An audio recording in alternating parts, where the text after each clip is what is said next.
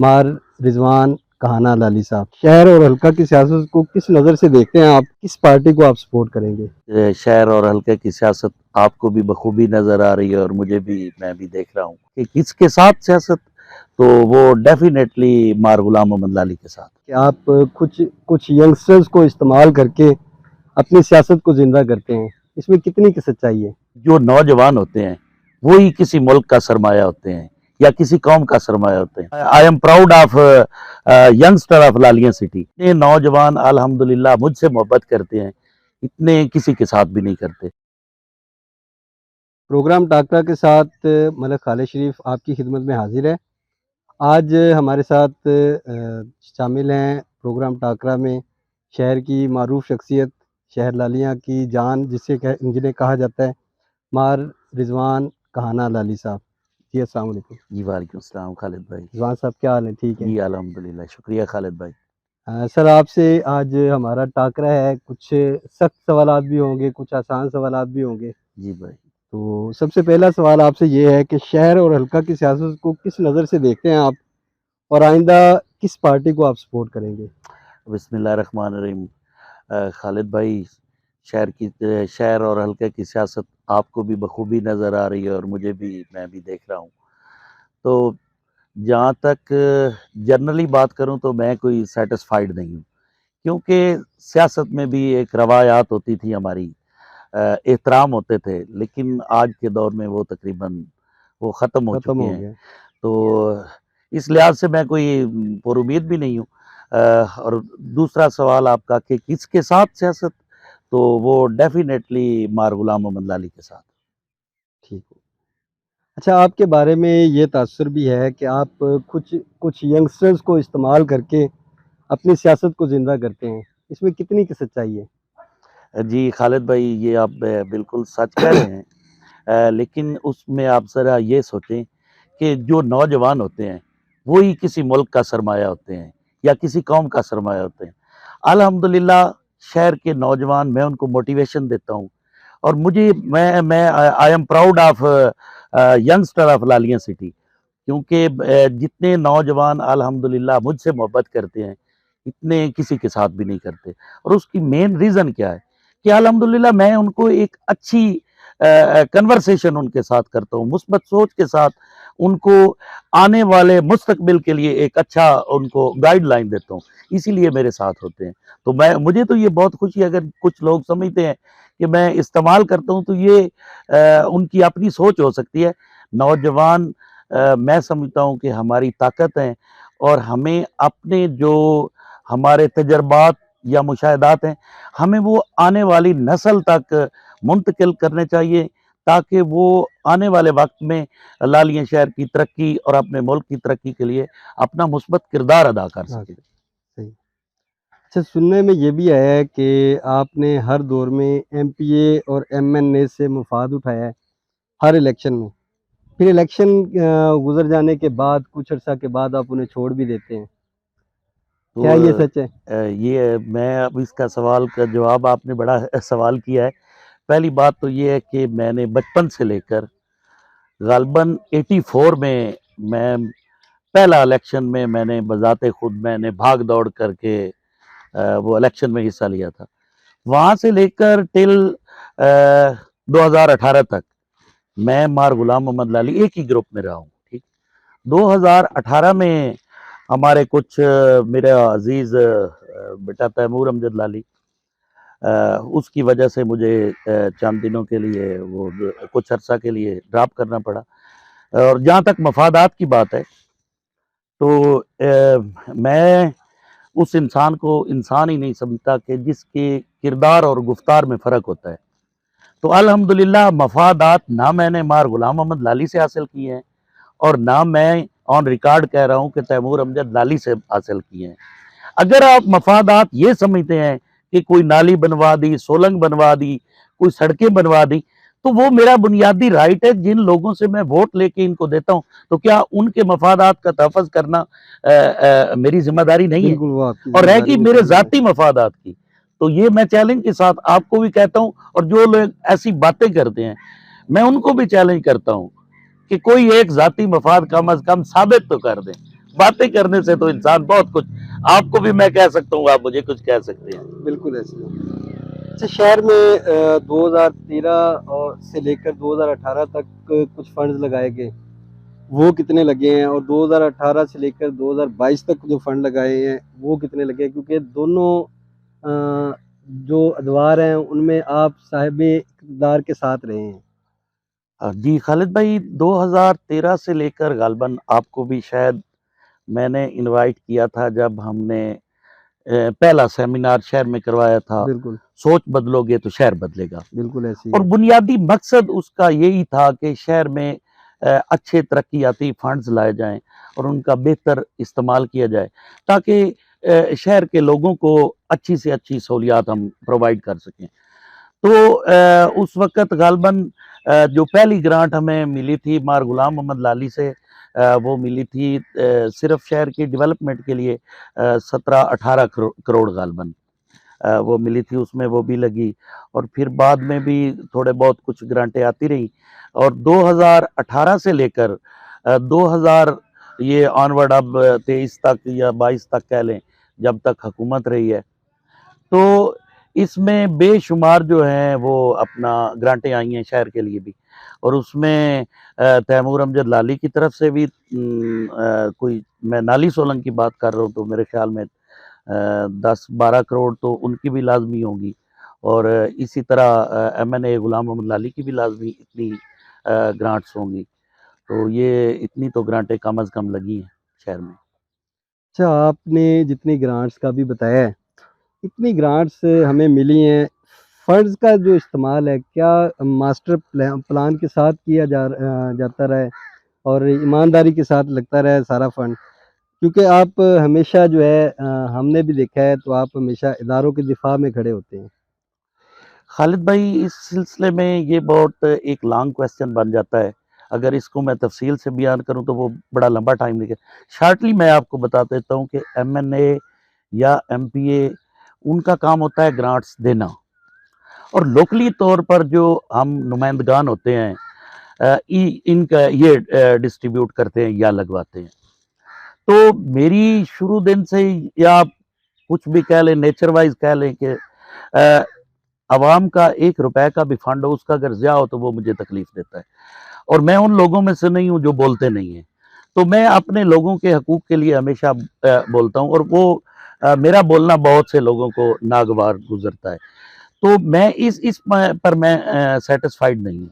उसका मसला ये है कि जब हमें फंड्स मिलते हैं ना, तो वो प्रॉपर तरीके से हम उनको, जो लोकली जो हम इधर वो लगा नहीं पाते हम। वो अच्छे तरीके से उनको लगा रहे हैं। मसलन मेरी सबसे बड़ी ख्वाहिश थी कि हमारा प्रॉपर ज़्यादातर जो फंड्स है ना, वो जो कच्ची गलियां हैं या हमारे मज़ाफ़ाती जो मोहल्ले हैं, उनमें वो इस्तेमाल हो, और कच्ची गलियां हम पक्की करें, ताकि जिनकी पहले पक्की गलियां हैं, चाहे वो थोड़ा ख़राब भी हैं, तो उनको बाद में प्रायोरिटी दी जाए, पहले कच्ची गलियों को प्रायोरिटी दी जाए।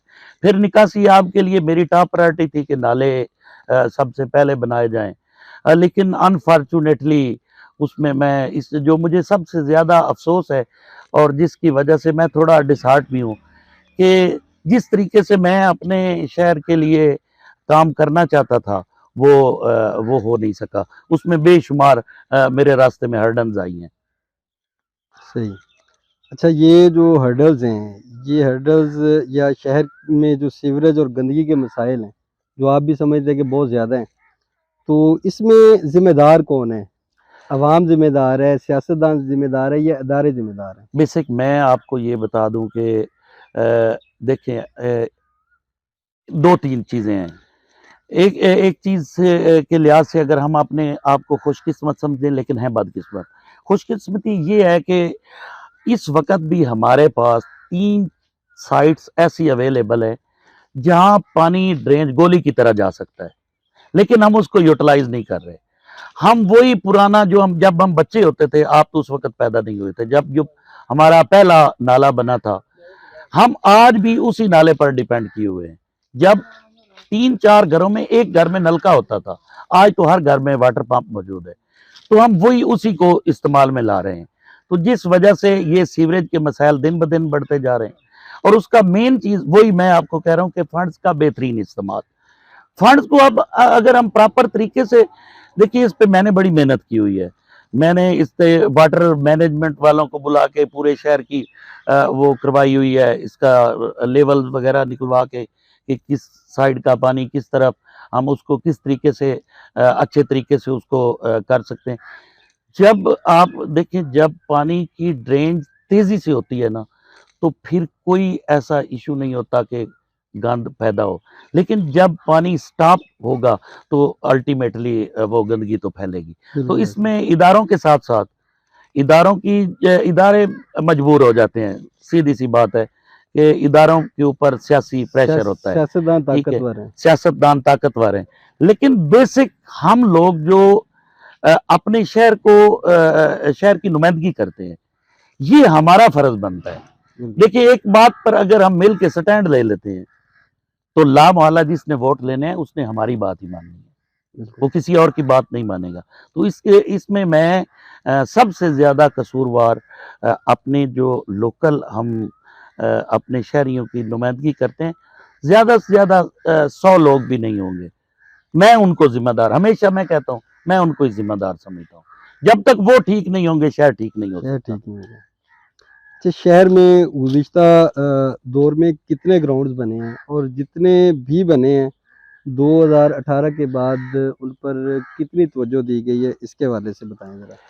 खालिद भाई, ग्राउंड तो बेसिक हमारे शहर में कोई ग्राउंड सरकारी तौर पर तो मौजूद है ही नहीं। ये आपको भी पता है, मुझे पता नहीं, है। उसमें 1 या 2 ग्राउंड जिसमें बैडमिंटन और वॉलीबॉल के हवाले से नहीं 2 ग्राउंड। खालिद भाई, उनको अगर कोई वो जो एक वो अपना बना है वो बास्केटबॉल वाला ग्राउंड, उस पर भी मैंने तो कभी किसी को खेलते भी नहीं देखा। वो भी जस्ट पब्लिक जो कभी शादी या फौतगी के लिए इस्तेमाल होता है। बाकी एक वो हमारा ग्राउंड है औकाफ वाली ज़मीन पर, उस पे बच्चे क्रिकेट वगैरह खेलते हैं। वहाँ कभी-कभी हम भी जाते हैं। लेकिन हमारे शहर में बुनियादी तौर पर कोई वो सरकारी सतह सरकारी पर सतह पर नहीं है। ग्राउंड है ही नहीं, तो उस पे मैं क्या बात करूँ आपसे। अच्छा, हमारा शहर जो है ना इस वक़्त मंशियात का गढ़ बन चुका है। इसकी रोकथाम के लिए आपने अभी तक क्या काम किया है? जबकि लोगों का तासुर ये है कि आप मंशियात फ़रोशों के सबसे बड़े सिफ़ारशी भी हैं। खालिद भाई, पहली बात तो ये है कि मुंशियात एक लानत है, और जो मुंशियात फरोशों की सरपरस्ती करता है, किसी भी हवाले से उनको प्रोटेक्ट करता है, तो मैं उसको लानती समझता हूँ। नौजवान, आपको पता है, नौजवान नस्ल तबाह हो रही है। बिल्कुल ऐसी है। मैं आपको चैलेंज के साथ कह रहा हूँ कि ये भी जिसने आपको ये इन्फॉर्म किया है, पहली बात तो ये मेरी थाने वाली सियासत ही नहीं है, ये सारा शहर जानता है। दूसरी बात, अगर मैं थाने में जाता भी हूं तो मैं हमेशा किसी मजलूम के साथ जाता हूं। मैं कभी कभी किसी मुंशियात फरोश के साथ, कभी किसी चोर के साथ, कभी किसी डकैत के साथ, या कोई ऐसा बंदा जिसने जुल्म किया हो। आप मेरे ऊपर एक भी ऐसी बात साबित नहीं कर सकते। बेशक आप जितने ऐसे चोज आए उनसे आप पर्सनली तौर पे पूछ लें। हाँ, एक बात जो है, जहां भी सुलह सफाई की बात होती है, तो वो इंशाल्लाह आप मुझे सबसे पहले पाते हैं, वो मैं उसमें नहीं, सबसे वो पहले सुलह-सफ़ाई पुलिस और मंशियात फ़रोश की भी तो हो सकती है। नहीं, इसमें मैंने आपको पहले कहा है कि मैं आपसे बात कर रहा हूँ, किरदार में और गुफ्तार में जिस शख्स में फ़र्क होता है, तो वो इंसान नहीं होता, बिल्कुल ठीक ऐसी है? है। तो ये तो मैं आपको ऑन चैलेंजली बात कह रहा हूँ ना, जो करते हैं वो भी सबको मालूम है, जो नहीं करते वो भी पब्लिक, ये जो पब्लिक है सब जानती है। बिल्कुल ऐसी। अच्छा, बतौर मेंबर म्युनिसिपल कमेटी लालिया में आपने क्या खिदमात अभी तक सरअंजाम दी हैं? और म्युनिसिपल कमेटी के मामलात में किस हद तक बेहतरी ला सकते हैं? देखें खालिद भाई, आपको पता है, मैंने इक़्तिदार में होते हुए, आपने कहा कि आप हमेशा इक़्तिदार के साथ होते हैं, लेकिन मैंने इक़्तिदार में होते हुए अपोज़िशन की है, ठीक है? और जहाँ तक म्युनिसिपल कमेटी का तल्लक है, बतौर म्युनिसिपल मेंबर म्युनिसिपल कमेटी मैंने वो काम किए हैं जो आज तक पिछली तारीख में कभी नहीं हुए होंगे। आप म्युनिसिपल कमेटी में जिस तरह ये आम कोई भी असेंबली की कार्रवाई का रजिस्टर होता है, वो आप उसमें जाके देखें, एक-एक पॉइंट मैंने शहर के मसाइल के एक-एक पॉइंट को डिस्कस किया है और एक-एक पॉइंट के हल के लिए तजावीज़ दी है।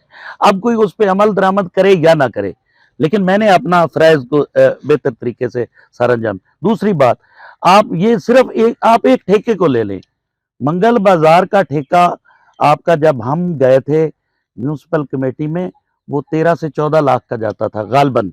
ये इस फ़िगर में मुझे थोड़ा नीचे ऊपर हो सकता है। लेकिन जब हम गए उसको हमने प्रॉपर तरीके से मैंने वॉच किया, उसके खिलाफ आवाज़ उठाई। अब वही ठेका आपका गालबन पौने 2 करोड़ तक, 1.5 करोड़ से ऊपर जाता है। तो म्युनिसिपल कमेटी की जो आमदनी इन मदों में होती थी, ठेके के मदों में, जो मुख्तलिफ तरीकों से ठेके को कम करके तो कमेटी की आमदन को घटाया जाता था। अल्हम्दुलिल्लाह हमने कमेटी की आमदन को बढ़ाया है और ये ऑन द रिकॉर्ड चीज़ है। और ये आप रिकॉर्ड चेक कर सकते हैं। अच्छा, गुज़िश्ता दौर में आप मार्केट कमेटी चिन्योट के एक अहम ओहदे पे भी फ़ाइज़ रहे हैं। पूछना ये था कि मार्केट कमेटी लालियाँ का वजूद कहाँ पे है? देखिए खालिद भाई, बड़ी सीधी-सी बात है, जब मुझे म्युनिसिपल कमेटी वो अपना मार्केट कमेटी का ओहदा दिया गया, तो फौरी तौर पर कुछ बातें ऐसी हुई, फौरी तौर पर मैंने महसूस किया या कुछ लोगों ने मुझे, दोस्तों ने भी बताया कि ये आपके लिए ठीक नहीं, क्योंकि आप इसको ना, ये शहर की सियासत से आउट होने के मुतरादिफ है। सो मैं एक दिन भी, मैंने फौरी तौर पर उसको रिज़ाइन कर दिया था और मैंने एक दिन भी मैं उस दफ्तर में नहीं गया। सो इस अच्छा। पे मैं आपको क्या कमेंट्स कर सकता हूँ। अच्छा, लालियाँ एक तहसील है, लेकिन अभी तक यहाँ पे कोई सरकारी सब्ज़ी मंडी जो है ना, इसका क़याम नहीं है।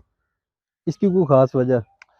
देखिए, हमारा जो सर्किट है ना लालिया सिटी का, वो आज भी वो छोटी सी हमारी जो पुरानी गला मंडी है, उसी पे चल रहा है। और ज़्यादातर लोग चले जाते हैं छनियोट, वहाँ से सब्ज़ी वग़ैरह लेके आते हैं। लेकिन बुनियादी तौर पर हमारे शहर की ये ज़रूरत है, लेकिन अफ़सोस है इस पर अभी कोई काम शुरू नहीं हो काम सका। शुरू नहीं हो सका, इस पे काम शुरू नहीं हो सका। जिसके लिए मैं समझता हूँ हमें सबको मिलकर काविशें करनी चाहिए। अच्छा, हमारे शहर का जो सबसे अहम मसला इस वक़्त जो है ना, वो पीने का साफ़ पानी है। ज़ेरे ज़मीन पानी जो है वो सीवरेज के गंदे पानी और आपकी जो शुगर मिल है यहाँ पे, उसका जो वेस्ट वाटर है, उसकी वजह से ज़ेरे ज़मीन पानी जो है वो भी ज़हरीला होता जा रहा है। तो इस हवाले से आप क्योंकि वही सवाल जैसे मैंने पहले कहा कि आप साहिब इक़्तिदार लोगों के साथ ही रहे हैं, इस हवाले से आपकी कोशिश खालिद कहाँ तक भाई, है? इस हवाले से मैं आपको बता दूं कि गालबन मुझे आज भी याद है 2014-15 में पर्सनली तौर पर मैं ज़राई कमेटी का, डीसी साहब की कमेटी का मेंबर था। तो वहाँ मैंने ये सवाल उठाया, सबसे आप तो शहर फिर भी आपको पानी अच्छा मिल जाता है, लेकिन जहाँ आप यहाँ मेरे डेरे पे बैठे हैं, यहाँ पे हमारा बेहतरीन पानी था, लेकिन हमारा पानी इस वक़्त पीने के काबिल ही नहीं है। हम शहर से पानी लेके इधर पानी पीते हैं। तो इस पे मैंने मिल वालों के साथ और डीसी साहब के साथ अच्छी खासी मीटिंग्स भी की। उस वक़्त के डीसी साहब गालबन मुझे, अब बलोच साहब थे, अयूब बलोच साहब। उन्होंने मिल वालों के साथ कुछ कंसर्न भी किया। मिल वालों ने हमारे साथ कमिटमेंट की कि हम आपको कम से कम, मैंने कहा कि जो बाउंड्री सतह पर जितने गांव आते हैं मिल के, गांव मिल की बाउंड्री से जहां पर ये वेस्टेज का पानी नीचे सरायत कर रहा है, तो वहां पर हमें वाटर फिल्ट्रेशन प्लांट मिल लगा कर दे। उन्होंने इस पे मिल वालों ने वादा भी किया, लेकिन आज तक उस पर कोई अमल दरामद नहीं हो सका। तो ये हमारी बदकिस्मती है कि ये जो मिल की इंतज़ामिया है या इससे ऊपर जो लोग बैठे हैं वो हमसे ज़्यादा ताकतवर हैं।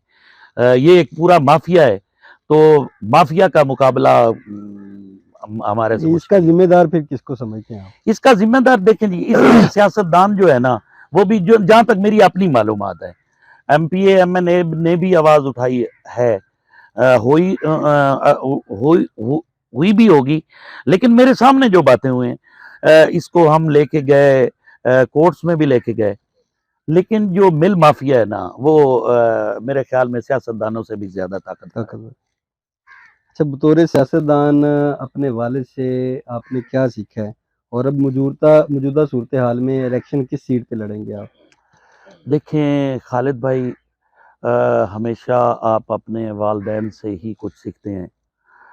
मेरी शुरू से बैड लक रही कि मेरे वालिद साहब नहीं थे मेरे पास। बाद में जब मैं 9th में था तो उनके साथ मेरा उठना बैठना हुआ।